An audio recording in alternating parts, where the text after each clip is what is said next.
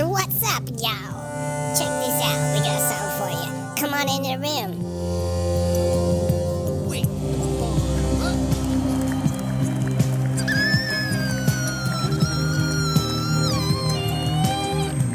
What's going on? Well, waking the farm up. So, greetings, y'all. This is 325. What?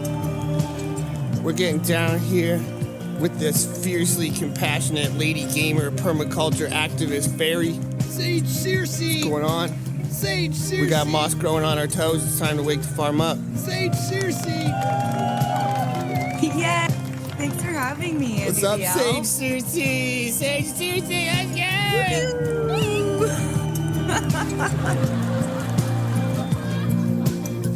Hey. Let's welcome her in the room. Give her some space to talk. How are you doing today? I'm doing pretty great. How are you doing today?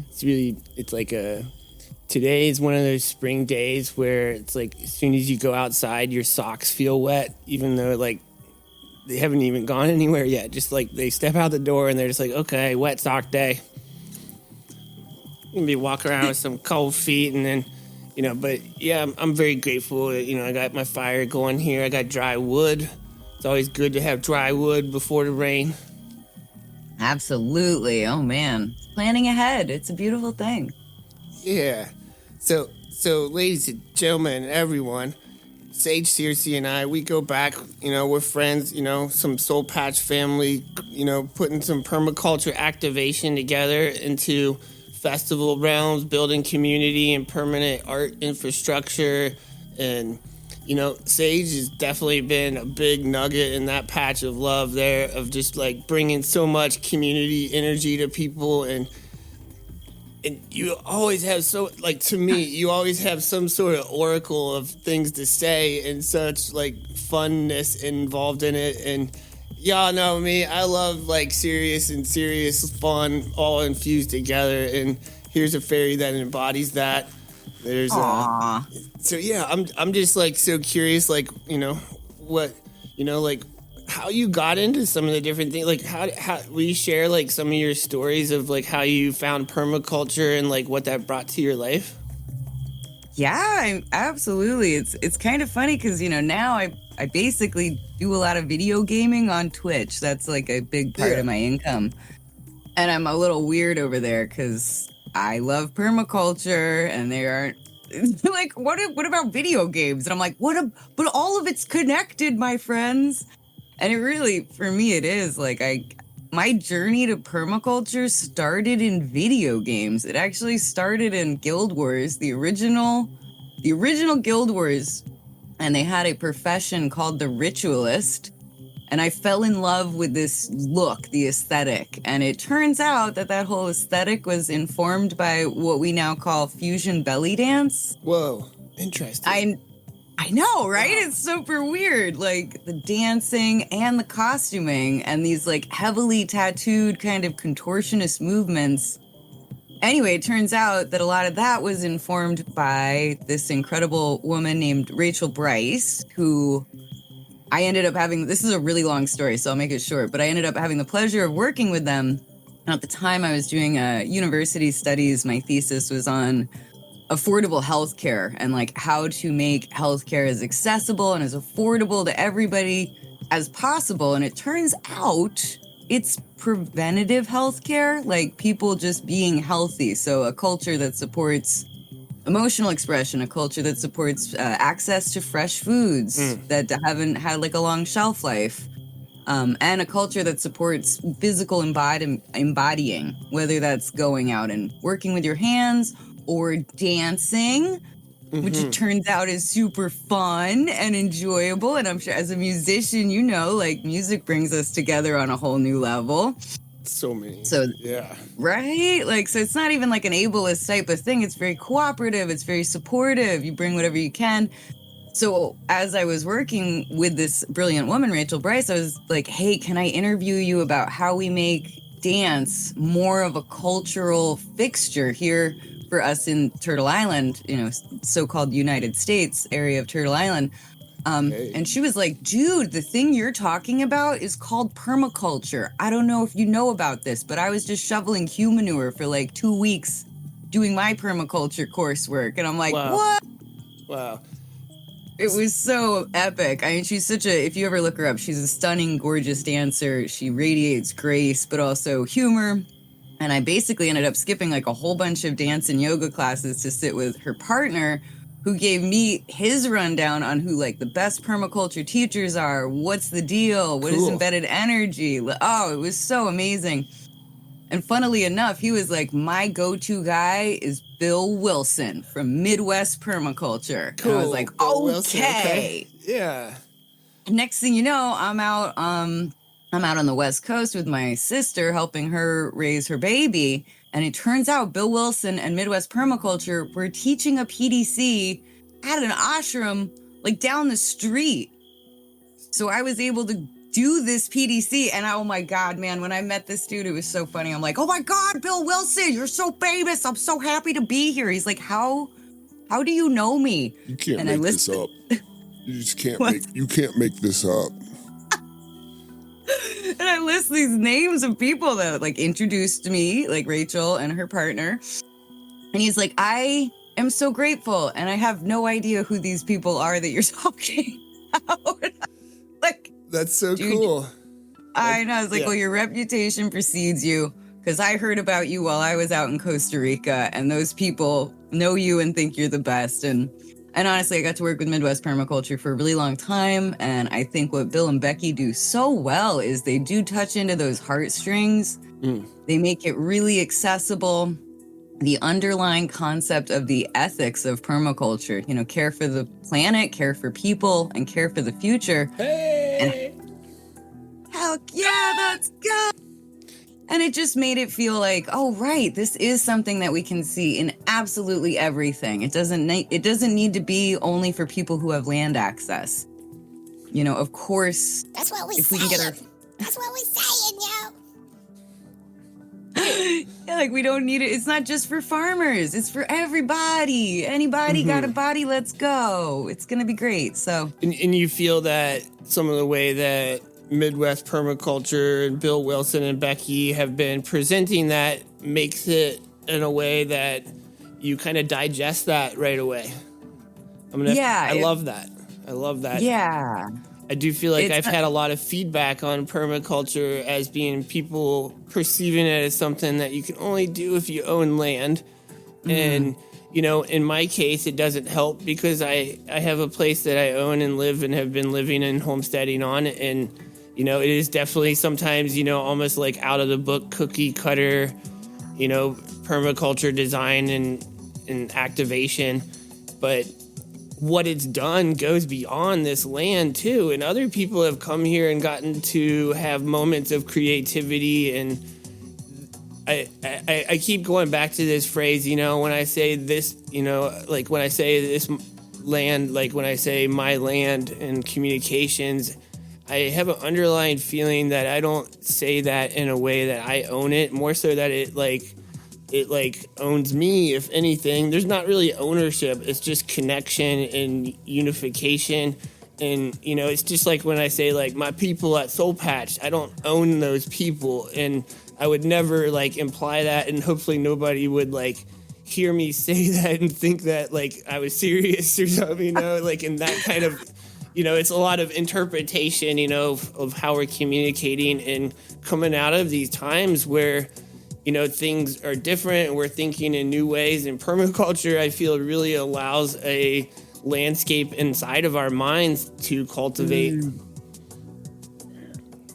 Absolutely. Yeah, I feel like it's when we say my, right, like my community or whatever, there might be that implication of ownership, but I do think many of us say the words meaning like, this is my belonging. I belong to this land, or, you know, not that the land belongs to me, not that the community belongs to me, but I do belong somewhere. Maybe it's not the same place, you know, obviously we live on totally different plots of space, but we both are stewarding the land that we belong to, right? So, and it's all connected, you know. I really Absolutely. think, you know, that there's certain connections and communications that I could have with the land around me that causes a branch to fall off of an oak tree 1,000 miles away. Maybe not cause it directly, but there's so many, like, that's how amazing the biological world is, you know, it's like that butterfly effect in a certain sense. And Yeah, I was just thinking, very butterfly effect, for real. it's the But it's elf true. wings. Yeah, and I feel like in our area, in my little neck of the woods, we've seen like a ton of development of lots and land spaces. And that affects everything. Like, again, I'm sure there are neighbors who are like, well, it's my land. I bought it. I want to build this McMansion. But what's happened over even the last like 5 years that I've been here is we're seeing more and more coyotes and bobcats in people's yards because they have nowhere else to go. Like, there used to be just down the road here, at least 10 acres that was undeveloped land. That was a really nice wild space for all kinds of critters. And obviously, when times got tough, people subdivided their land and sold it off.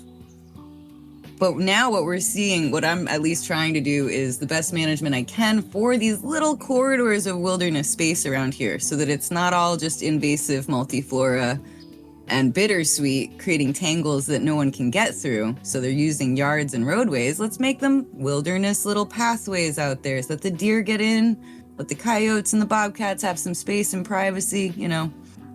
And hopefully other people in our community start picking that up as well and doing their best, you know.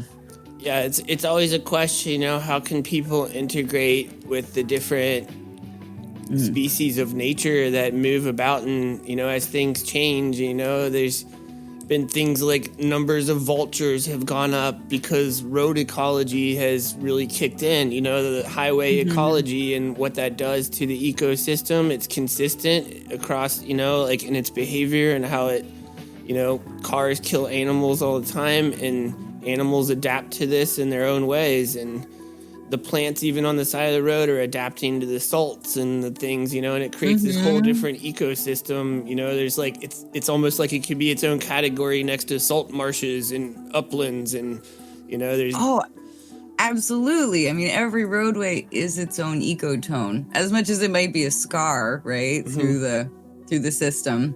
I mean, they are their own ecotone. Like you said, that's going to help the scavengers immensely. So scavenging populations are going to go up.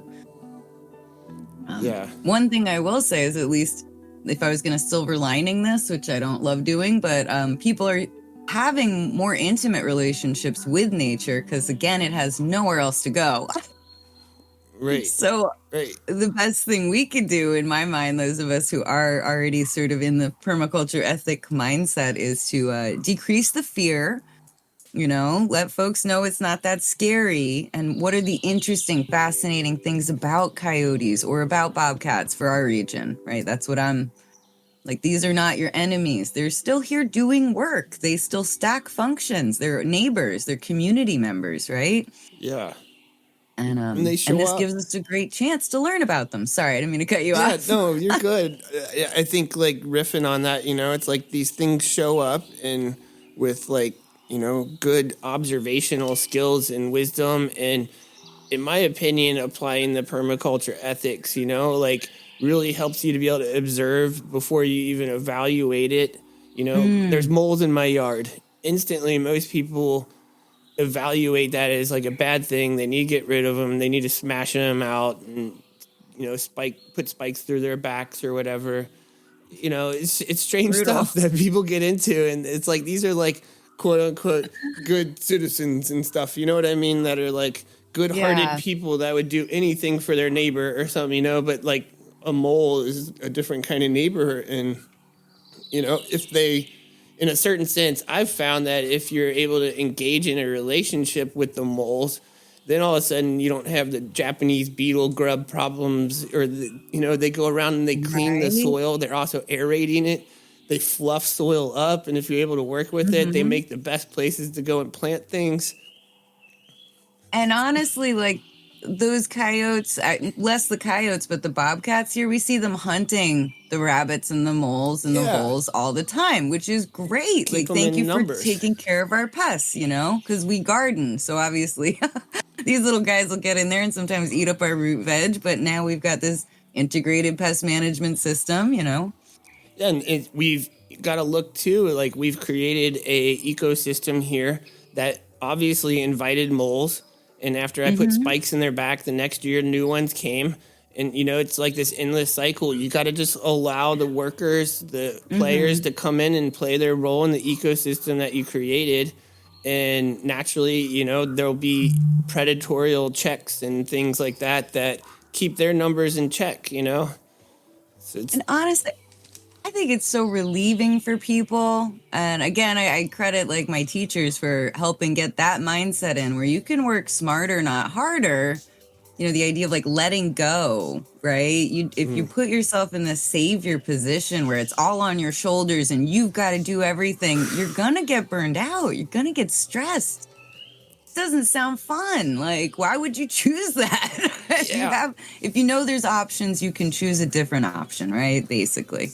yeah, hold on, let go. Those are like two little phrases I keep like jamming on. It's like, that's kind of like the story of life. Like there's moments that you hold on and there's moments that you let go. Some of us get really addicted to the let go part. And it's like, oh, I'm letting go of it. Some of us get really addicted to the like holding on part. Like, oh, I'm going to hold on to it so tightly forever. And then like, I don't know, I feel like right now I'm just into the back and forth part. It's like, there's something about it. It's just like, hold on, let go, hold on, let go. And it's really taking me over. I mean, that's what it is, though. Like, thinking about, like, people who, I don't know, there's something about your face, because we can see each other right now, when you're like, and I'm letting go. But it had this sort of stress on it where it's like, I feel like that's somebody who's, like, clinging to the idea of letting go. Oh, yeah. They're really, maybe they're really into the holding on while letting go. And, you know, there's the letting go while holding on. That's kind of the same thing, even, honest, in some way. Like letting go of grief, letting go of regret. It's something we have to train ourselves to do in a lot of ways, because it especially can start to feel familiar. You know, that's where we get our depression or anxiety habits from, where it's like, but this has been how I've done it forever. Who am I if I'm not doing this, if I'm not this way? But you're still you. You're still a whole ass person going through a constantly changing life, and it's okay. So, have you seen Adaptation? Do you know the film Adaptation? No. Oh man, I think you'd love it. I love the word. It's very artsy. It's a really artsy, interesting Charlie Kaufman adaptation of a book.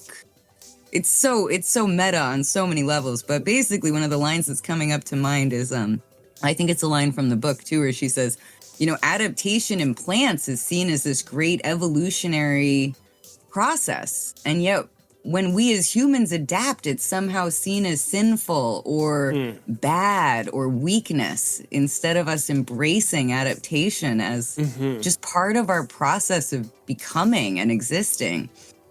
So, wow, can you explore that a little bit more? Like, what does adaptation in us mean to you in regard that we would like shun ourselves for it or something? Like what kind of, like, what do you think? Like, I'm trying to understand that better, I guess.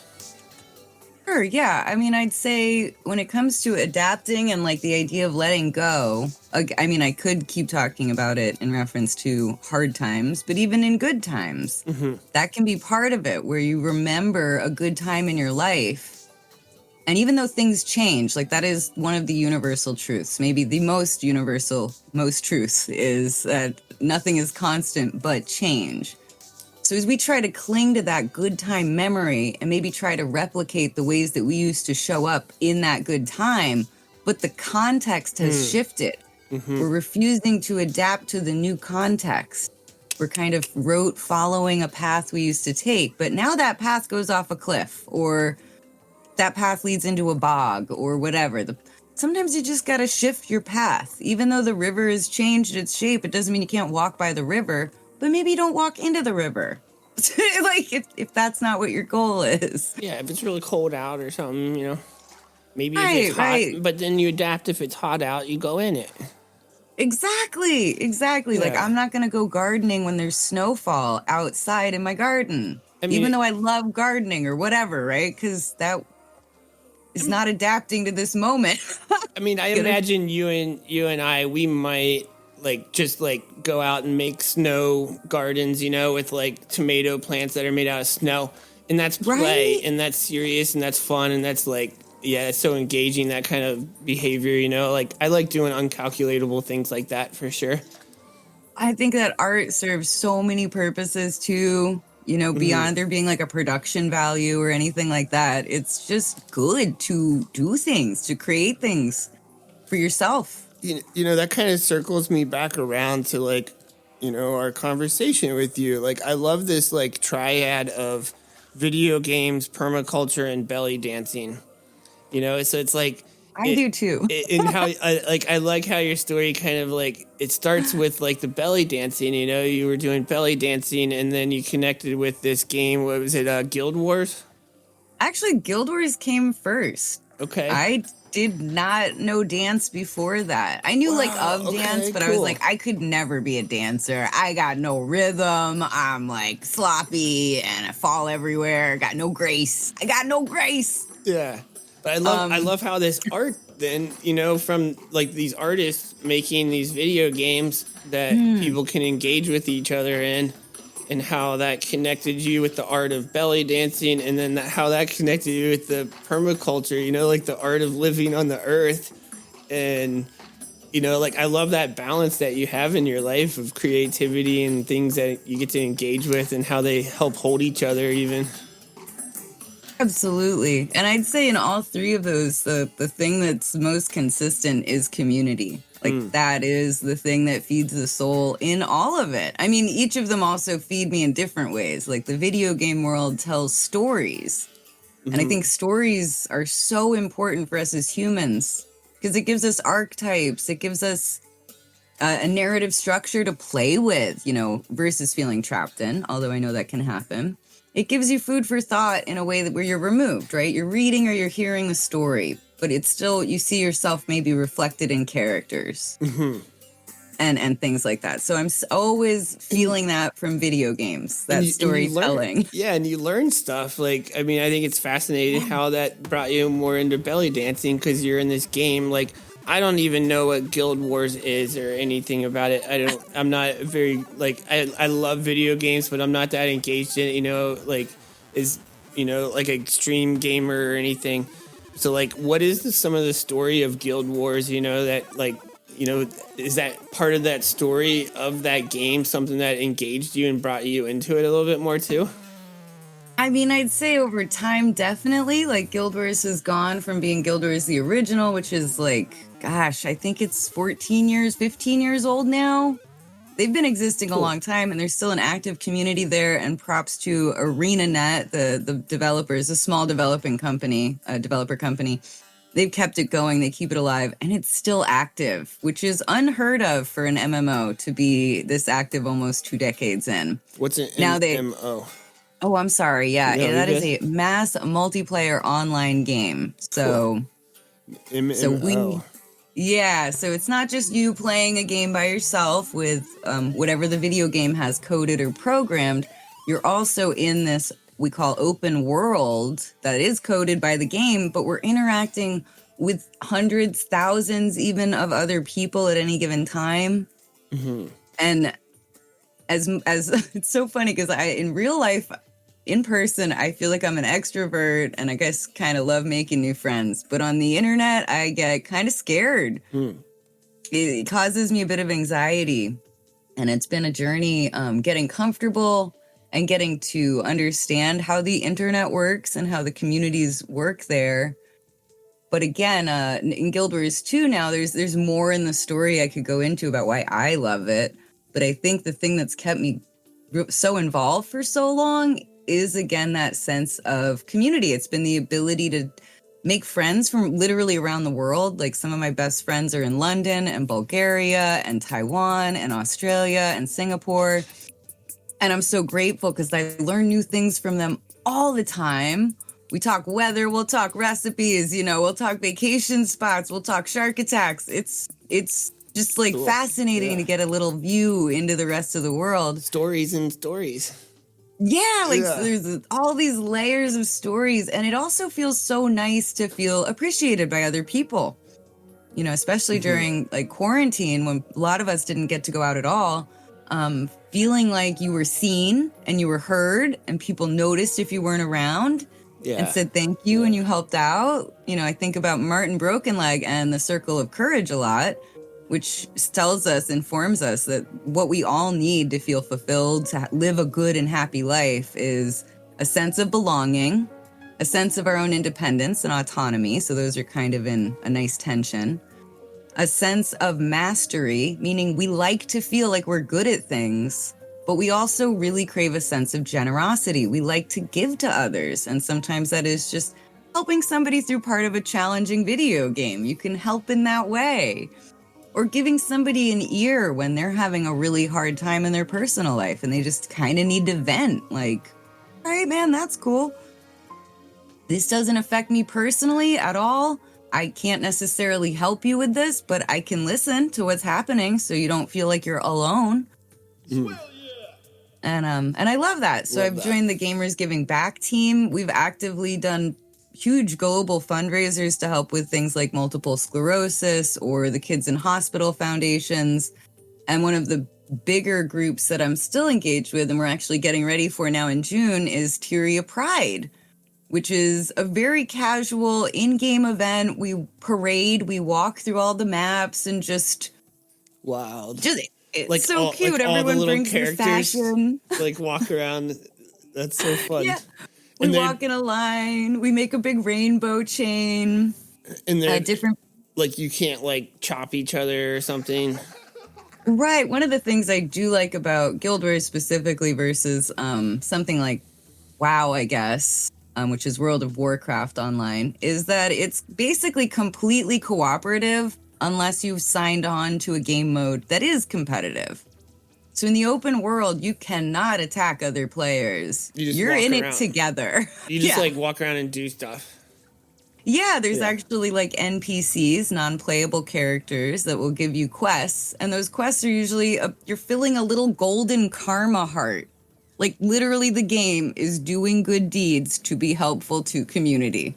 Wow. That is the base code of the game. And I think that really helps bring together a community with that intention a little bit better than some other games might do. So why is it called Guild Wars? Oof, I'm going to say this was a bad naming system from way back when Guild Wars originally started, and they were going more into competitive game mode. Like, so let's see, video game sports used to be a much bigger thing. And Guild Wars was the idea that you would form a guild and you'd fight with other guilds. Okay. And you could still do that. People still do that in different game modes. But somewhere along the line, this small development company said, this really brings a lot of negativity into the game. Yeah, I mean... Let's shift. Yeah, I'm like thinking of like plant guilds, if we were to take plant guilds and put them into wars with each other, like... To me, it's like, I don't know, it just sounds to me like when you're like in third grade and kids are hanging out and they're like, who do you think would win? The Incredible Hulk or a grizzly bear? Or, it's like, you just like imagine these battles, or something. It's like, okay, let's put Paw Paw Guild up against Apple Tree Guild in this ecosystem and see who wins over 20 years. And then Black Walnut Guild shows up and knocks everybody out with some Juggalo. No, it's actually kind of, it's a bummer they never changed the name in some regards, but I think as soon as folks get into the community, they're like, yeah, this is a funny old name to have. Like, yeah, we definitely aren't at war with each other. Again, there are game modes where you can be competitive, but I'd say the most encouraging part is the open world events. And again, like Tyria Pride, even though it's just a cute little online parade that we get to do, which is lovely. I mean, with so much homophobia, trans hate, those horrible things that keep popping up and being weaponized as part of a culture war, a lot of people don't feel safe being out, around the world. And again, this is a way for them to feel like they're not alone. You're held in this huge community. And they've even gone that much further, and they've dovetailed with the real life foundation, the Rainbow Railroad. I don't know if are you familiar with Rainbow Railroad? No, but I like rainbows and railroads. Same. I love these things. And this foundation is an international foundation that raises funds for people who need to escape state-sponsored violence due to their orientation. So it's literally raising funds Love to that. help people get out of Get really, somewhere- really Get somewhere they feel bad. safe. Yeah. And will be safe because Yeah. quite frankly, they are not safe in a lot of places. And last year, as a community, as this little video game community, we ended up raising $10,000 for Rainbow Railroad That's awesome. over the course Wow. of 1 month. Yeah, right? Wow. So it's like, it does have these real life implications, even beyond the individual. And Yeah, I'm it's- grateful to be a part of it. It's funny because in real life, like I'm like picturing these little parades in the video game world, but then I'm imagining like our more recent Soul Patch adventure where we had the peace parade, you know. And I'm imagining it being like that. People like holding their totems up and having their fun outfits and putting on their masks and glasses and fluffy feathers and horns. It is and- just like that, actually. There's videos. I can send you videos after the interview of this Cool. event, but it's totally like that. Like there's kites that people use that are like the totem. That's fun. Fashion is huge. A lot of people who maybe don't even play the game anymore love to come back for this event because it's just so fun. It's just so sweet. Like I think it's fun. We were talking about adaptations and stuff, and like you're mentioning how this game's been around for a while. I'm curious about it. It's just funny. It's like it was called Guild Wars, and I think it's fascinating in our modern world how the people that were engaging with each other on there adapted and evolved a community of people that are having peace parades through a game that's called Guild Wars. You know, I know it's so like when I cute. hear the name Guild Wars, just like my bias of not knowing anything about it goes to like a game where you slash people and then they disappear into a pile of purple dust or something. Right. Which would be so sad. No, Yeah, it's not like that at all. But yeah, it's really cool to see how things adapt over time. And it's great to see people in tech industry like who really care. I would say they listen really well to the community. Again, it was a bold move to say we're not going to do this competitive game mode basis. We're going to dig in deeper to storytelling. We're going to dig in deeper to meaningful stories. And in the original Guild Wars, I joined during Factions, which is when they introduced that very beautiful ritualist character based on Rachel Bryce. And that was a story of cleansing a toxic miasma. Whoa, So again, the whole point was sort of remediation of a landscape. that's right? beautiful. Yeah. So yeah, and So Yeah. so I'm curious too that like I was just even thinking about how I'm curious about. I know you've shared with me bringing permaculture workshops into the middle of these gaming fields and whatnot.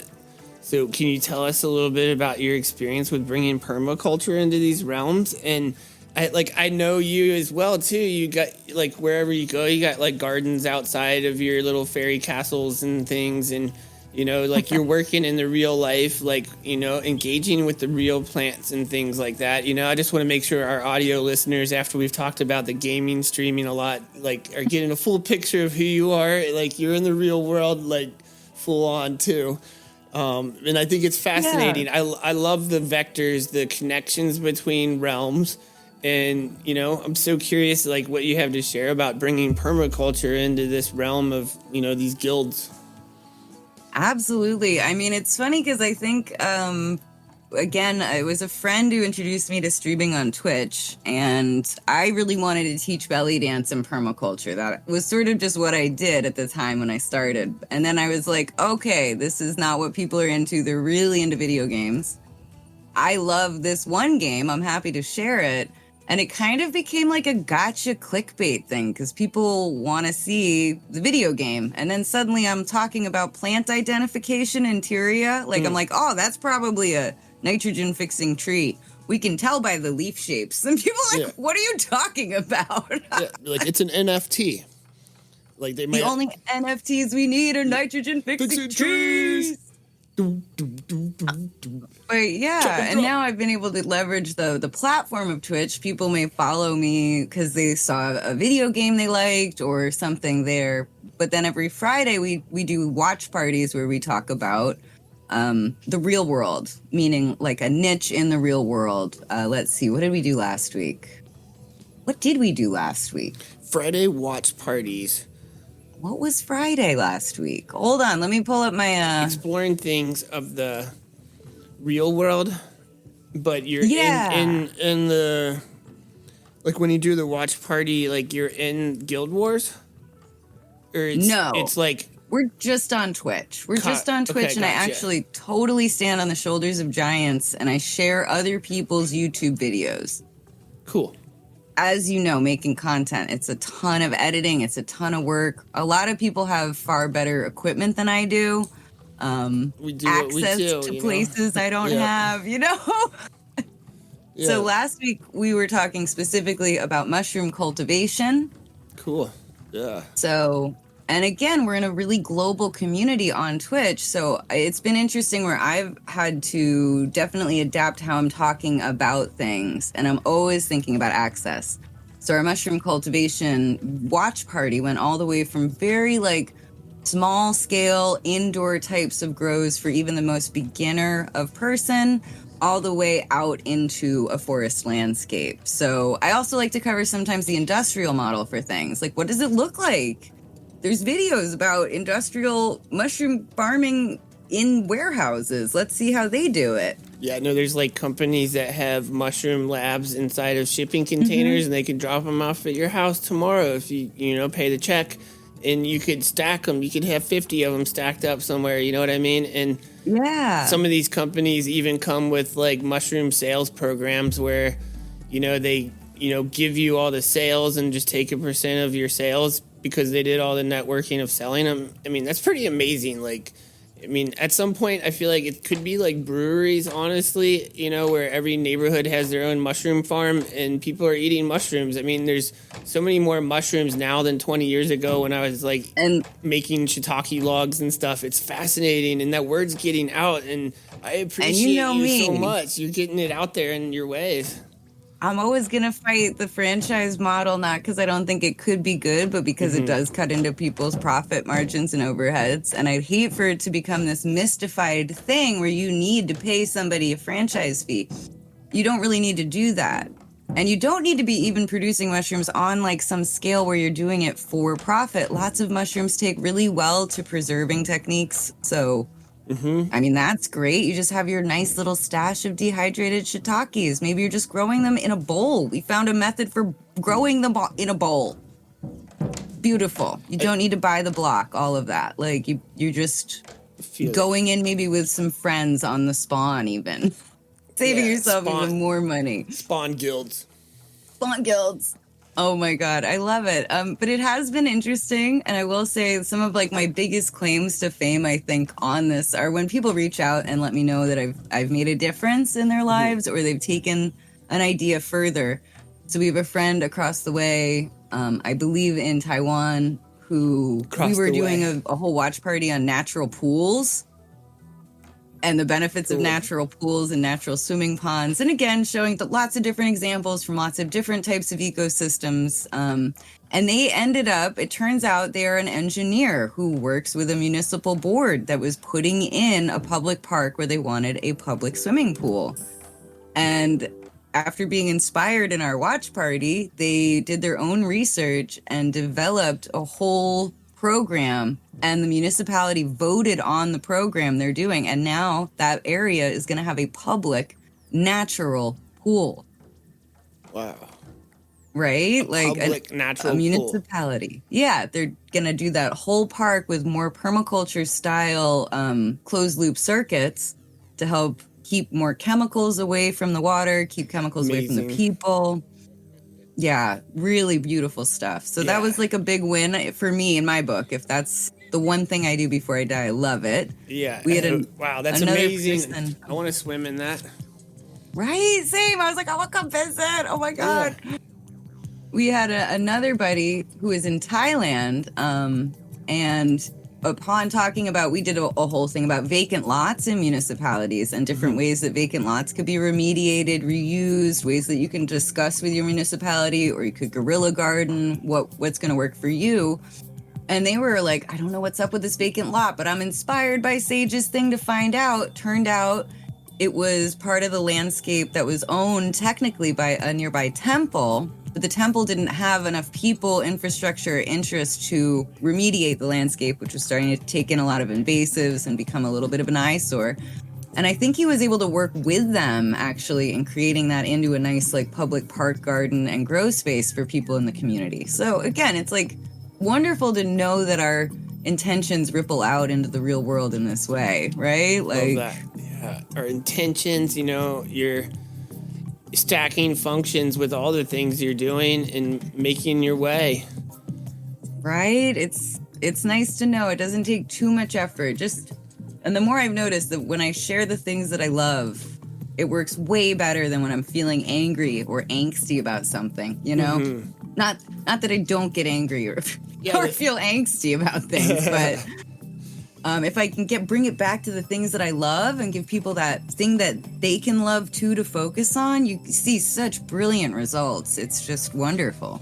I think when I came across permaculture, for me, it was a huge adaptation in my bigger world anger management issues.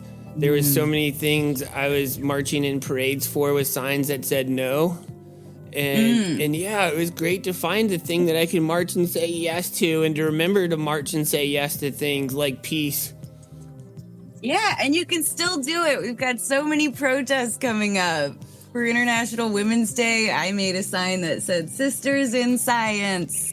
So cool. And I love the little like molecular hearts. Thank you. Yeah. Thank you. That's awesome. The graphic designs are great. Again, I'm always thinking about how we're in an international community. Whether you are actively speaking with people who don't speak English or your language, we're in this together. We're on this whole planet together. So I love it when folks bother to develop little visual symbols that go beyond the language Words. to the idea, because that's what we're trying to communicate. Words are great. We love them, but when we don't share that symbol, there's other symbols that we as humans tend to respond to, and Communication. And we're not limited. Yeah, man, communication makes such a difference. Yeah. Beautiful. Yeah, I like that concept, you know, about words, you know, that you can't drink the word water, but you can drink water. Right. But water's not the word water. No. It's not, it's water. Right? And it's just the one word for it. There's so many words for it in all of its different forms. Yeah. I've been loving learning more about different indigenous languages. I'm such a huge fan of like Robin Wall Kimmerer's books.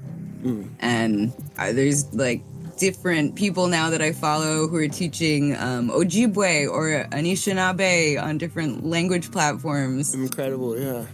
And then they're getting engaged in conversations in those languages as well. So like building community. I love that. It's a community activity to reawaken and activate an old language that is a lot closer to a language emerging from the forest than a lot of our modern dialect. And it really does belie, I think it's in Braiding Sweetgrass, specifically her book, which is fabulous. And she goes into the bedrock of grammar of a language, which again is like this very Western lens. But if we're looking at how many nouns we have versus verbs, and this idea that in English, it's like 70% nouns. So everything's a thing. Like your grandma is a thing. This is a bay. This is a waterfall. But in Anishinaabe, it is the state of being a waterfall. It is the state of being a bay. It is the state of rainfall. And it's again back to that adaptation. You know, the water might always be water, but it's not always water in your glass. Sometimes it's a puddle. It's in the state of being a puddle. Sometimes it's in the state of being a cloud. Oh, I love this. Yeah, and I think that it's wonderful to be able to bring these languages back. You know, keep them alive. When they're in our mouths, they stay alive. When they're in our hearts, they stay alive. And to remind ourselves, things are not just things. They're a state of change. They're in their own state of being in that moment in time, just like you, just like me, just like my dog here. Hey, you know? So chill. She was a puppy, and now she's an older girl, and she's still the same great being that I've been able to live with for a long time. So it's all good. I mean, that. it is what it is, but it's also not bad. I love when I feel like it comes up, occasionally in this podcast and conversations. It's so fun, like people like us that love to talk and share words, but we're also aware of something beyond the words.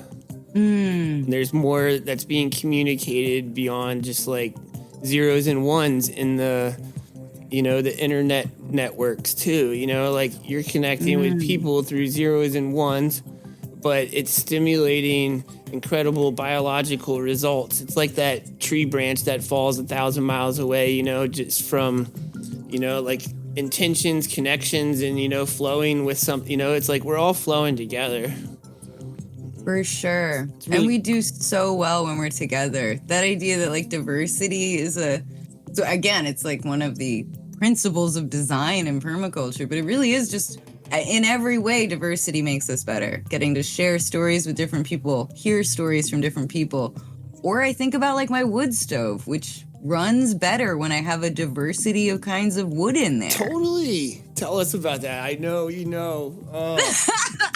Like, yeah, people don't know that, because if you don't work with different woods in a wood stove, you don't really get that hands-on living experience. You can maybe read about it on an Excel spreadsheet, like this kind of wood burns at this BTU. But when I'm working with the wood stove, I'm feeling hotter, cooler, faster burns. I'm like seeing how they leave different piles of ashes than others. Some will burn all night, some will burn for 2 days. It's just like a matter of how you apply the oxygen on the flue and all these things.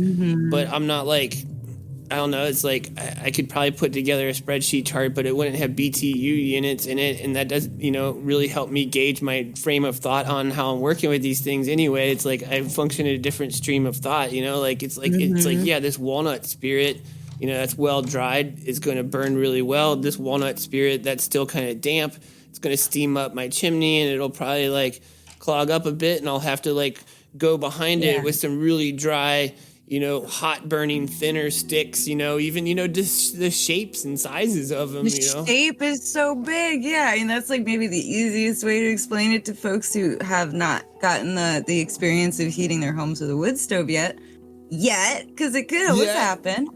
Yeah. But if you've got all your wood in the same shape, it starts locking together and you don't get the airflow between the pieces. So all those kind of funky, cool looking pieces that just naturally show up that way, that's like the best diversity. It's so healthy for your burn. It's going to go so well if you've got all that airspace, which you won't get if everyth's uniform. Yeah. And I think there's even like time frequencies too that, in the last 10 years, I've probably burned a lot of ash.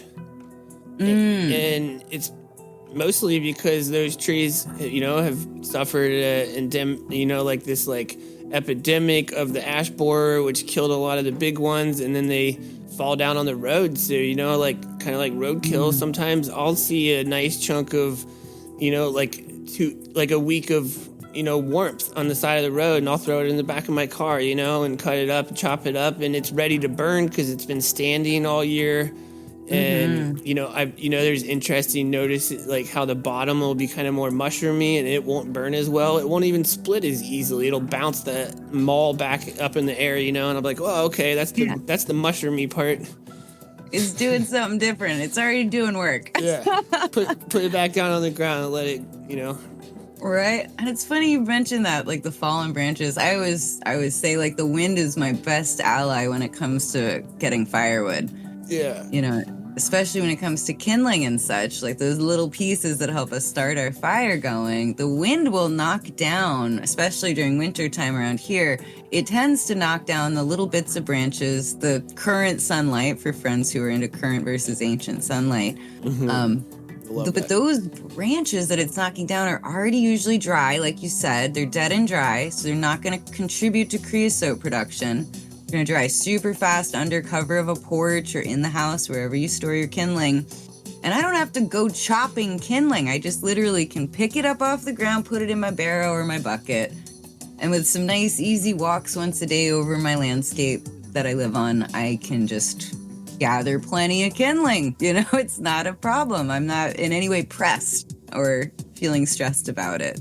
You know, honestly, right now in the spring, for me, there's days where, like, I'm not really burning my wood stove right now. It's just the coals from last night. But this morning, I threw some little sticks in there just to, like, pop and heat the house up for a bit in the morning. But, you know, the day's kind of warmed up a little bit outside anyway, so I'm probably not even going to do it again. I'll probably later tonight throw some little sticks in again and pop, you know, like pop the house warm again, and then maybe chuck a thicker log on it. And yeah, it's a dance with the fire element, and you know, you're bringing this like very vicious thing into your, you know, most intimate place, your home, and it brings so much to our lives, you know, from warmth to being able to boil things on it to cooking things and drying my wet socks out from walking outside. You know, that's how we started this conversation. Now I'm drying my socks out. Totally. I love too that you mentioned like the viciousness, right? Because that is a way that we can think of fire. But I think when we have respect for it, right, when there is an ability to have the mutual respect with fire, we're in a really good position with it. Again, kind of like these bobcats out here. People think of them as vicious. They're very concerned. They got teeth. And don't get me wrong, I've seen one of these mama bobcats stalking puppy Chaya, my dog. And Chaya didn't notice. But when you see them start like trying to get your bank account numbers and stuff, that's when you know these bobcats are getting really freaking vicious. You know, they're going cutthroat, new styles, and adaptations. If the bobcats wanted the info, I'd give it to them. I don't feel the same way about the two-legged beast, though. I'll tell you what. You know, I'm gonna dedicate this episode to the bobcats in the neighborhoods. Bobcats, I mean, get it. They don't get any airtime. You know, for nobody's like offering them like, you know, Well, I can't take that back. There's probably some bobcat organizations out there helping them out. Go Bobcats! I'm sure. Go Bobcats! But again, like, I could, you know, consider those bobcats vicious predators, and I'm nervous, but I don't. I think they're a wonderful gift, in fact, that now is helping deal with our overpopulation of moles, voles, and rabbits. And I see them out here hunting, and I'm like, thank you for doing that. That's really handy for me. I super appreciate it. They're beautiful. So, yeah, same thing with the fire, though. Like, as long as you're like, hey, I'm well aware you could maul me, you could kill something, but I respect where you're at, and we can work together. As long as there's safe distance, I'm protecting my hands. I'm not reaching into a wood stove to move a log with my bare hand, you know. I prune my beard back sometimes, but I put my face in too close, you know. Air motion. Wake the farm up. You know, I need to be fly.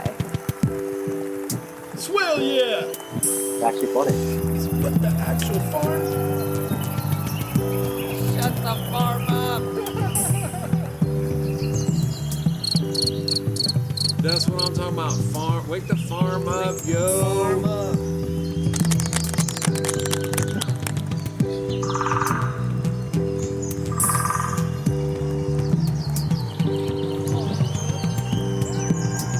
What the farm?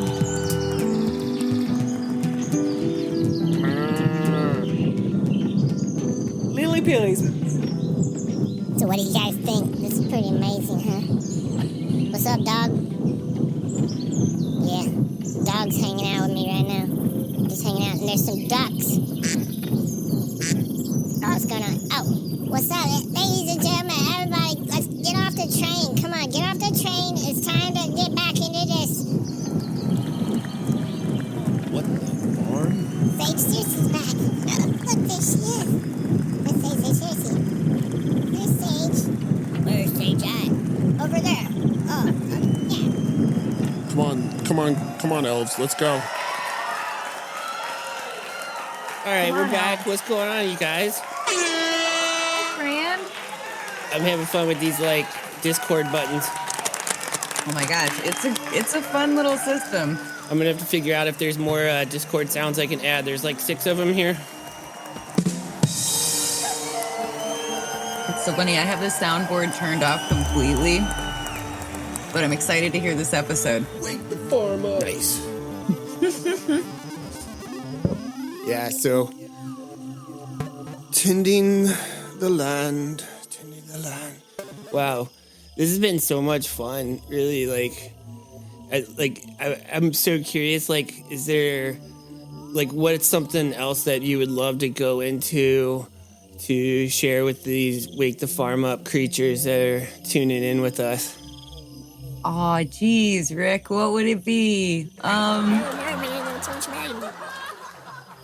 say keep laughing. As long as you're laughing, you're not dead. So that's nice for everyone. But yeah, when we're laughing, we're learning. When we don't take things too seriously all the time, we have a better, like, your brain can absorb information better, whether you're just observing the nature around you, or if you're trying to learn a new subject or go deep into something like I'm trying to learn more about mycology right now. That's something I'm personally really interested in. Tell us about your ecology. Mycology? Yeah, your ecology. Got that. Yeah, I mean, there's so many neat things to be interested in, and every single rabbit hole that speaks to your heart is at least worth poking your head into, even for a moment. Wake the farm up.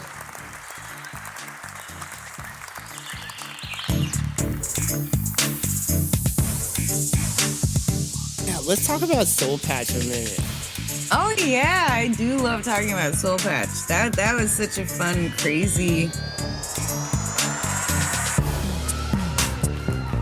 It's so much fun because they gave us microphones and we had a PA system and we could walk around in the middle of the gardens and be really loud and talk to everybody. It's so funny because I do feel like we have so much in common, and at the same time I tend to want to be in the back of the house a lot of the time. Like, I like to keep things, maybe it's my Capricorn rising or whatever, but I'm like, okay, I can organize and I can get this shit done, but I need to be able to focus, and for whatever reason, maybe it's because I'm such an extrovert and I like talking so much, people are like, yo, will you go be that guy out there making friends? And I'm like, no, Andy is so much better at this than me, though, please. Like, I am not the person. You're so fun to riff with, though, for sure. And yeah, when you get the mic, you guys know, ladies and gentlemen and everyone, listen to this. Like, this has been so much fun. There's, like, talking about back of house stuff, though. So Sage did a lot of work, definitely more in the recent times, of back of the house being where our garden crews and soul patcher crews were able to make our own meals, and Sage would make meals, everybody would get to kick in, and we had a kitchen and we had different, hot water going, all the things, to be able to take care of ourselves and take care of our community. I gotta point out too, it wasn't even me making the meals. Okay. Like, honestly, I just made sure people felt empowered, yeah, to like know where the stuff is, and let's set up a structure. So, yeah, I mean, for me, I like to be kind of foundation in the community, so the community has something to stand on, like a little bit of structure. Not everybody wants to be the structure. It's kind of boring, and you may not get any, accolades. Nobody knows the bricks under their feet necessarily, but we all dance on them. So yeah, I want to go to the dance party. If it means I got to be the dance floor, that's fine. I'm down. It's cool. Like yeah, or the Mastodon mosh pit. Let's go. Oh, Mastodon, so fun. Dude, I loved our theme too. Like, we all were doing our hair on the front of our heads, so we had front mullets, because the idea was like party in the front, back of the house, it's all business back here. We'd have our meetings. It was great. Like, it was a wonderful way to maintain space for the community, and fun. It was fun, everybody was into this. Like, yeah, we're backwards mulleting. Yeah, the reverse mullet, baby. Reverse mullet time. No, definitely. I love that. And I love giving, again, like, I'm more than happy to pass that mic to someone like you who's so fun, and you're always keeping that vibe going. I know I can get a little like serious sometimes, and people are like, whoa, you were just laughing and now you're really serious. And I'm like, 'cause we're drinking water. Like, we're drinking water. trying to swallow it. You know, I think one of the things for me during Soul Patch experiences, I turned into a timekeeper, especially like, you know, helping coordinate different workshops throughout the days there, you know, multiple days. And I've been, you know, kind of almost taking on, it's like my rabbit moment where I'm always looking at the clock and I feel like I'm running around. I'm late everywhere because I need to be 3 places all at the same time anyway. So I'm late, obviously, and have to have some crazy elfie story to tell people why I wasn't there yet. And like, here's what you need. And, you know, like everybody seemed really happy and content and like adaptable. And I think that was part, I was doing a lot of encouraging people to be adaptable. But yeah, I'm not normally a timekeeper. And so it is fun for me to temporarily engage in being the timekeeper so other people can enjoy what it's like to not have to worry about the timing so much because they know somebody else is going to blow the bullhorn, you know, and let them know, you know, what time it is for this or that, and things are going to be happening. And I don't know, I love not having to pay attention to the clock very often, you know, but when I do, it's like, you know, it's serious, you know, it's like, let's go, okay? We're doing this workshop at 10 a.m., let's go. And, you know, that's all I have to worry about it. And if I can make it a fun thing where I'm like geeking out like the white rabbit, like running around like, oh, look what time it is, oh. It makes it fun for myself in the anxiety of it, you know? And I love that. Like, I'm even, as you're saying that, and I'm thinking about Soul Patch, for me, again, it really comes back to like stories. We hear stories and they help us figure out what we're experiencing. So you just immediately picked up on the white rabbit from Alice in Wonderland. Like, what is the character? I feel like something familiar right now. What is this character? Oh, it's the, like, I'm late for a very important date. But you're chatting the whole time. You've got this charm, charisma, glow that people want to follow you where you're going, right? You're great at that. Class. Yeah. And then I think about, like, for me, what would be my story for back at house? And I think it's back to like Greek myths when I was a kid. I can remember hearing the story about like Aphrodite, right? Rises out of the water. Everyone thinks she's so hot. She needs to be on Mount Olympus. And it's Hestia who's like, yo, dude, you could have my throne. I'm fucking tending the hearth anyway. So like, I'm just going to sit here on this stool. You can have my throne. And I don't know if it's like my Quaker culture background or whatever, but I was like, that's the queen. Hestia is the thing you need to be as you grow up. The person who's willing to be like, hey, I'm doing work that keeps everybody warm. Like, you can be the all-star that everyone wants to worship over there. That's fine. And that's sort of the story I would hold on to for myself in back of house mode is like, yeah, I'm good. I'm just keeping this fire warm. Love that. You all are the rock stars. I'm just keeping it warm back here. Yeah, you're such a rock star doing that. Aw, and you're such a rock star doing all the work you do, running around like that. I'd be tired. You know me. I would be like, I can't do this running anymore. I'm running. I'm still recovering from the last one. No, I'm just kidding. You did awesome. No, I totally. Thanks. Yeah. But it's like diversity of people that it takes to make things happen, right? If everybody wanted to run around, it wouldn't work as well. And if everybody wanted to stay in the one place, it wouldn't work as well. I mean, like, we had so many different workshops there. I'm trying to remember the titles for yours. Do you want to share with us? I know there was a social permaculture kind of workshop. I mean, generally, that's all I talk about. Okay. Is social permaculture. So I'm sure it was social permaculture. Would you mind going into social permaculture with me for a minute? Just like, I know there's, you know, this is a bridge place where some listeners might not have heard of that concept, and then there's some that have and want to expand their thoughts on it, you know, and that's what it's about. Right on. Yeah, I love that. Again, I'm thinking about like accessibility in permaculture. The one thing I know we all have is being a person, right? We're all a person. I know we may have some non-human listeners. Hello, friends. But specifically speaking to our human listeners, it's like a jungle in here. Not only are we existing in an outside ecosystem and landscape, you have your own unique internal landscape. Which you're also stewarding and navigating. You're taking in resources and you are sharing with the world your ideas and your thoughts. So thinking about the fact, and again, this is probably because my academic background was in sociology and anthropology. And yeah, again, like Love that. looking at like what is it about preventative healthcare that works in the places where we see it.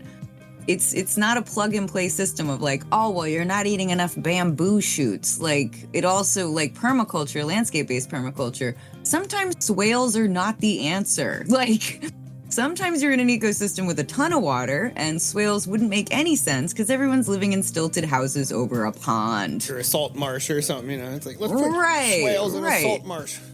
But that doesn't mean the design principles aren't sound. And it doesn't mean there aren't strategies where indigenous land stewards already know really adaptive, awesome ways to make that ecosystem healthier and work with you as a person. As soon as you like let go of the idea that you need to fix it or change it, maybe you just need to work with yourself and with your environment to make it healthier and happier. So really, for me, a lot of the social permaculture was realizing after spending so long in land-based permaculture that the problems were not a lack of funding, it was not a lack of ideas, and it was not a lack of scientific knowledge. More often than not, the problems we were having was people would get stuck in their way, they would argue with one another, there would be some ego clashes, and it really just disrupted and sometimes in many situations would stop any work from happening. Like, yeah, people have interesting, and I don't want to get too far into the psychology of being a human because that's a whole lot to say there, and I don't want people to get bored.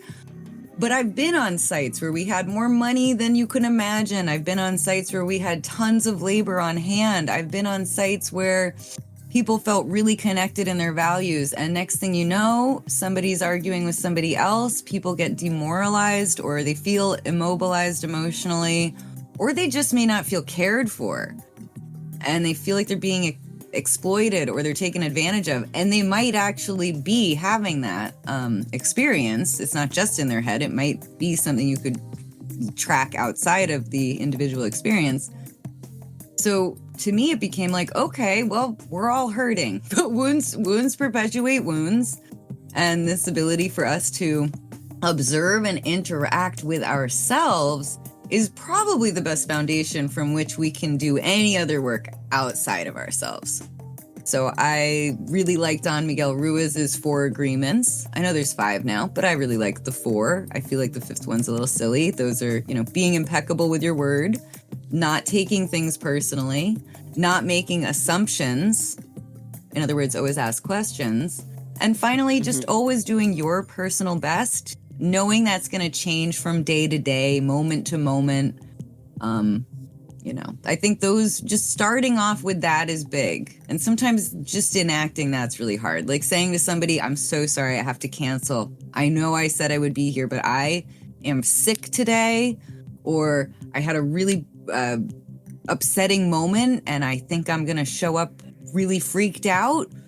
And I want to be honest with you. Sometimes that's so scary to say to somebody. And it's going to land even better when there's a community around that says, hey, we believe in you. We got you. We'll cover for you if you really don't want to come. But if you wanted to show up 5 minutes late, that's fine. If you want to show up and have a shorter session, that's fine. Like, having a lot more compassion for ourselves and one another, I think, takes things so much further than it ever can by like trying to punch through whatever you're experiencing. But it takes community, so. Yeah, an adaptable community that can adapt to that and not like have a whole nother it could become like that person that vomits and then everybody else starts vomiting kind of thing, you know what I mean? And like sometimes like that's a lot of the work in these environments is keeping these things from escalating in that way. So you gotta like make sure you catch people right away and be like, whoa, you don't feel like you're in the flow right now, do you? Take a deep breath and do what you feel like you really need to do. I don't want to pressure anybody to be in a place that they don't feel like they need to be. And, that's how a community coming together with that kind of energy can help really allow people to, one, not have any problem being themselves and actually find, that breath that allows them to be in the flow. I've been exploring this concept recently too, just like summed up, it sums up a lot of like, I guess what I'm trying to encapsulate with my earth body energy and my activism, is that there's a moment for everyone. And sometimes, people feel like that moment's not coming for them, or they feel like they don't want to let go of their moment once it had happened or been there, and they want to stay with that. There's so many feels, as many people as there are on the planet. That's how many different feels there are and directions you could go with these things. And, remembering that in our community, to celebrate people when they are in their moments and encourage them to be in their flow. And only you can know when you're in your flow. You can't tell me when I am. Another person can't tell you when you are. When you are, other people might be like, yeah, you're flowing, and high five you. And that's great. That keeps the stream going, it keeps the momentum going and the flow flowing. But yeah, there's always something, that'll in our quests and journeys that, some wattle fence will come across your path and there'll be some zine on it or something, and it'll speak to you, and that's the flow. And you might be with some friends that are like, you want to go over to the, and you're like, no, I need to just sit here and do this. And if you have a really good adaptive community, they'll accept that and be like, yeah, sit with that, bro, and jam out. We're gonna go over and we're flowing, we're all flowing. We're doing it. We're gonna go to where we feel called to. I'm not going to pressure you to go anywhere else. I'd love if you went dancing with me over here, but I see that you're, situated just right in this cozy little chair looking at this zine right now. Have fun, and I feel like that's beautiful social permaculture, to allow people to grow in that time flow and, come to peace, with sharing stories. We can learn so much about each other from stories and how we take them in. Observing somebody else's piece of art, listening to their song, sharing in a conversation or a drum beat, a beatbox section, on the street corner somewhere is more valuable sometimes than a 5-hour-long conversation about something, Absolutely. And even bringing it back to Soul Patch, my first year there, I remember one of the big things that was being pushed by leadership. And again, I'm the new kid, so I'm just sort of observing and trying to be helpful. And I was so scared. I was so nervous. I think it was my first time without my dog in years. And so many personal things were going on. I got lucky with this opportunity to jump in and teach what I was working on at the time, which even then I think was social permaculture.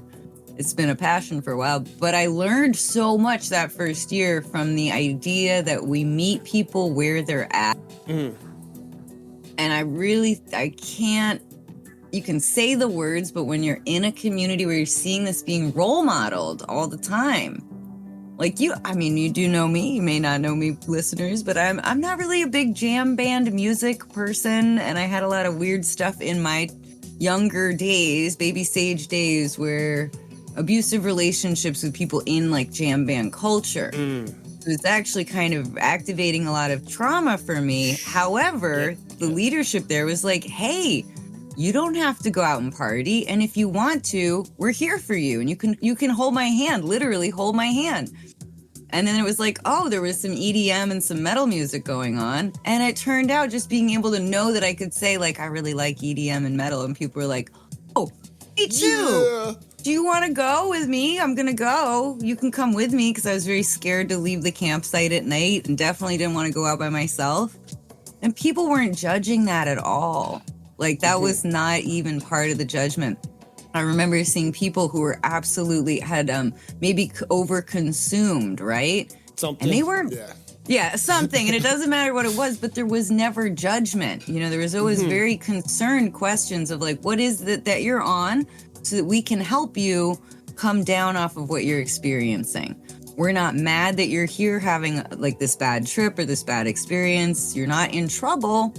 We just want you to feel better. We just want to make sure that you get through this. Come back here. Do you want to cuddle this giant teddy bear for a while? Right. Just seeing that and really being that. And that takes so much strength to have that compassion. I wasn't there. I was scared of everything. And it made me feel stronger being near people who were like, hey, we're not worried about this guy. Yeah, he may be acting out of his mind, but he's just going through something. And we're all here together to make sure he calms down, or would they calm down? It's fine. And to be in those moments really does heal trauma. Like, I felt a lot of my childhood trauma being healed, being in that community where we meet people where they're at, and we're doing it together, and we're gonna be okay because we are all in this together. Yeah, it's like we're meeting people where we're at, where we are at too. And remembering that helps you realize where you're at. And then from there you can decide, like, okay, how can this escalate this way? Or, how can I engage in this in a way, really listen, like I'm really listening to like this community around me. I'm engaging with it. I'm like, like for me, I'm throwing out a funny, witty joke at trying, like what feels to me is at the right time. I'll notice, like, for one of the 7 people around me, it wasn't the right time or something, and that's where we're at. Right. And again, when you don't feel like people are mad at you or angry at you, they're just like, suddenly maybe they roll their eyes, but, it's like, again, like, don't take things personally. That was one of your 4 things. Yeah, going back to that, what was the silly 5th one anyway? Oh yeah. So the 5th, this is not me. I just need to present that again. This is Don Miguel Ruiz. The 4 agreements, right? Yeah, the 4 agreements. He's standing on the shoulders of giants as well, just like the rest of us. So I definitely don't want anyone to think that I am trying to claim ownership of these 4 agreements. The 5th agreement, which is another book, a sequel, if you will, that got published, was to always have healthy doubt. And I feel, I don't know. I mean, yeah, always have healthy doubt. Like, even have healthy doubt of yourself. Be a bit of a skeptic. But to me, that seems like, again, we're kind of nitpicking at don't make assumptions. We're nitpicking at that 3rd agreement of always ask questions. Always. I love questions. Quests. Yeah. Questions are great. Why do I like them so much? Because they feel good. Why do you think you like them so much? Because, like, I can, like, I get to, like, even keep asking why I like them so much and coming up with new answers. And it's, like, my answers, so none of them are ever wrong, to that regard. But, then there are questions that I'm curious about, like, which ones have, right or wrong answers. And, I'm even curious, like, if there is a wrong way, like, how does that even make sense? Like there's probably, like, honestly, I think, some of those answers lead to answers. Like, there is no wrong way, and if there is, that's wrong. I mean, that's the, most conclusive answer for me. But then that leads in the question of, like, well, what is that wrong way? Still, it comes, like, right back again. And that's questions, like, there's these, like, loops, like, some of them will, like, take you on answer loops, and some of them will take you on answer spirals. Some of them will take you, like, straight out, directed out into some other place kind of things. And it's so funny because I usually talk about it as I love questions. I don't really like answers. I think questions represent the journey. Answers give a finality, which, again, when we're feeling insecure, when we're feeling under-resourced, we just want it to be over. So we just need an answer.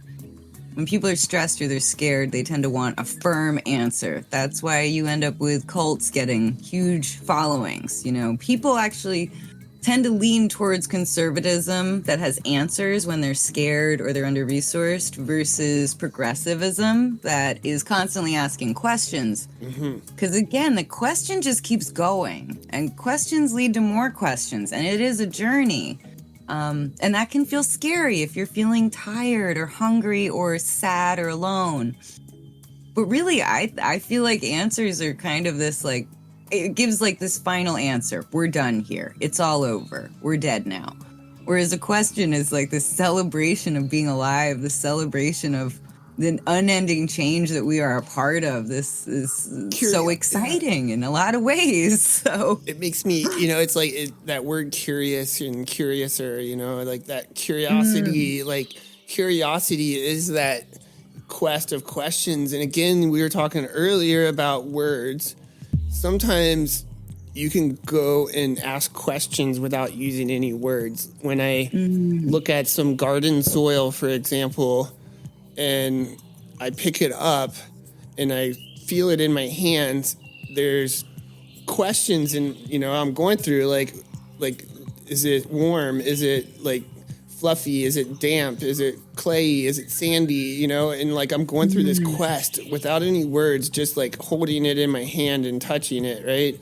And it's answering me a lot of things, but then the other questions start coming. What am I going to plant here? What's going to start growing here? What's already planted here? Like it's fascinating, just like that questions. I'm curious about where it'll keep taking me. I love how your quest, I love bouncing on your trinity of, the games, belly dancing, and permaculture. And like how that, like just like in the beginning of this story, you were like, you're following your curiosities. That's a basically flow. That's a flow. Finding the wonderment and, along the way. And then you question, things, and you are receiving more questions. We call them answers sometimes, for a short moment. We're like, oh, there's the answer to that. But it's like what that's doing is stimulating all those next questions. And yeah, follow that, what you end up following, what you're most curious about and what you're most finding the most wonder in. And that's what we're magnified to. And I don't know, I'm finding for myself anyway, that's how I can engage myself into letting go and allowing myself to just be and follow that curiosity and wonder. Heck yeah. Yay! Yeah. Curiosity. We got this, like, you talked about the circle of courage. I like the concept of encouragement too, in the realms of community and collaboration. It's like you're taking courage, which is kind of a concept that's more self-directed often. Of course, you could describe, like this bobcat's got a lot of courage to come in the yard. But the in the sense of action, I like the word encourage. It's where you're helping impart encouragement to another who is on their flow of questions and curiosities. And yeah.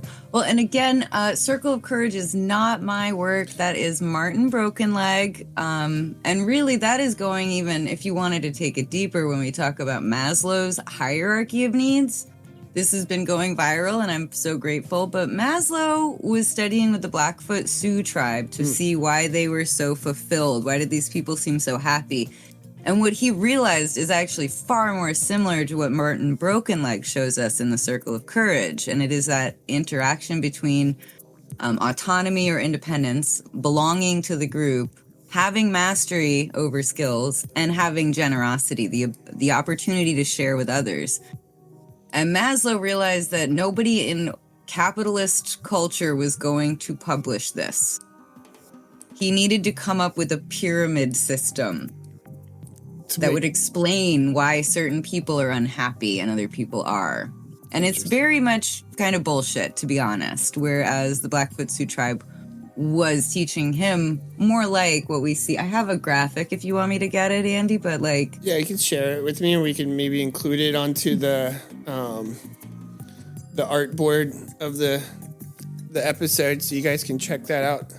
Whoa! It'll be in there somewhere. I almost knocked over my coffee mug. Yes. Okay, I remember this. There it is. Yes. The Circle of Courage and Human Needs. Yeah, so I put the human needs in because, again, in Maslow's pyramid, we talk about, you need food, you need water, you need air, which we still do need. Everyone needs it. All the animals, all the companions, all the plants. We need good air, good water, protection from the elements, whatever that might be. Maybe that's like a nursery plant that your little seed is growing under. Or maybe it's, taking cover in a cave. Or maybe it's a lovely house that you live in. But we all need those things. That's not what we're talking about anymore. Now we've moved on to that next level of human fulfillment and living a good life. Yeah, so ideally we get to a future where we're not harming these outside systems and people do have that access to fresh, wholesome, nutrient-dense food. And people aren't worried about air quality anymore. And we're not worried about what's in our water system because we know it's sacred and we put caring for the water cycle above everything else or whatever. And everyone's being sheltered without any strings attached. You You're just born onto this earth, and now we care for you because you're here. You don't have to pay for your right to be here. Then we can really, and I mean, it's not then, because we can do this internal work right now. That will also affect the stability of the rest of the system. But Yes, the idea that we all want to feel generous. Charity work becomes a thing. It becomes addictive for people, but that can lead to savior complexes, which again will stress you out and cause burnout, which is why we try to encourage mutual aid. Be in community where you know you are supported and belonging in the community, but you have a lot of opportunities to be generous with your time, your energy, whatever. Again, sometimes just listening to somebody is massively helpful. You have no idea how much that can change a person's life, really. But again, also respecting people's autonomy, respecting and celebrating our diversity, and of course, encouraging our own, whatever that rabbit hole is, right? We're talking about the curiosity. Like, there's no reason why I need to become the best mycologist in the world, but I still get to learn from masters who have become like, that is the only rabbit hole for me is this, so I'm doing it. And it's like, great, thank you for being an expert here. I really appreciate that. And then I get to show up and be like, hey, I'm obsessed with like social science. Would anyone like to learn about social science? I think so. I think it's fun to play with. Again, these are the Circle of Courage is so funny. I found out about the Circle of Courage through GuildWars, through gaming. It was That's so actually cool. Right? Okay, so Like I learned about somebody else on there like shared that with you there, like in a group thing or something, or Dude, I'll tell you the story. So we do these group events in a big open world map. We don't know everybody there, lots of strangers, all new people all the time. And someone was clearly having a bad day and wrote out in map chat where everyone can see and was like, how do I live a life that's worth living? Like, I'm so depressed. And a buddy of mine from Australia, who is a school teacher, Jelly, she goes, oh man, you just need to have independence, belonging, mastery, and generosity. Like, just like literally just type that out so fast. And the person was like, oh, wow, thank you, actually. That's super helpful. And I hit her up. I was like, Jelly, what the hell? You came out with that so fast. How did you what is that? And she was like, oh man, it's the Circle of Courage. You don't know this thing? Yeah, as a school teacher, we train in this system so that we can help our kids, become better and more, fulfilled in their work. I was like, no, dude, send me a link. So she sends me a link and I'm like, what the fuck? This is from here. This is from Turtle Island where I live. But it took me hearing it from a school teacher in Australia to even know about it. Yeah. Yeah. And it is generally put into pedagogy, which is like the science or the study of how to convey or teach information. It's done for pedagogy for children. But I'm like, dude, this is something for everybody. Like, adults need to have this and remember this maybe more than kids do. This is not children's jobs to do. This is our job as the elders to role model. So Humans. yeah. Humans, yeah. And again, I do believe our elders, part of this cycle that we're in, we are finite, we don't last forever. But as we gain more experience in life over time, it does become more of an obligation, if you will, to be the role model you want to see in the world, to share with other people, to be generous with what you've learned for other people. And like, gosh, I don't see why this would only be taught to children. I don't, it's not just School children, teachers. it's for everyone. That's Anyway. awesome. Yeah. But yeah, video games, man, belly dance, permaculture. Why Connecting not? with people, with real people and engaging in real thoughts, and you're following your curiosity. Honestly, that. it's amazing. You can follow your love and it'll take you just where you ended up wanting to be, it turns out. Yeah, I love that. So after we do this recording session, where do you feel like your curiosities might take you?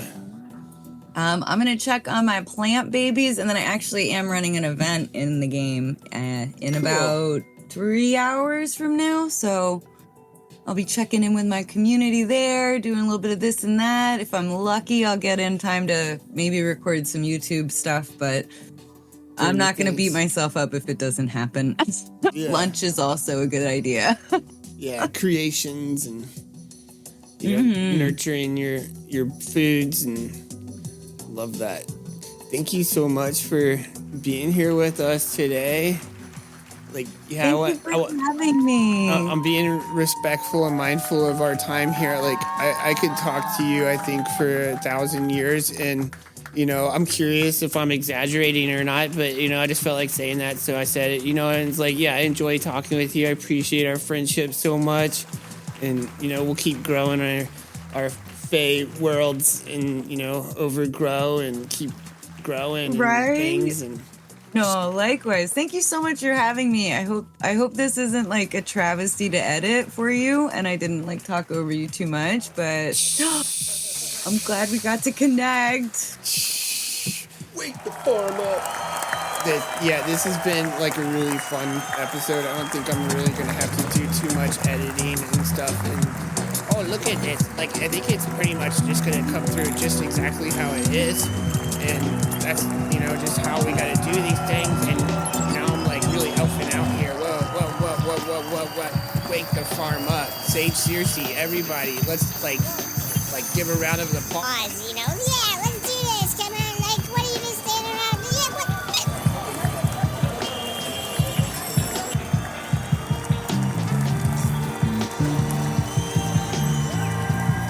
That is so fun.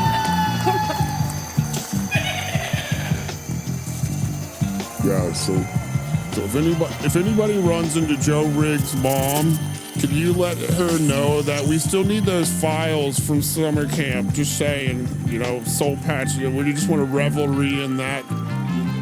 Just saying.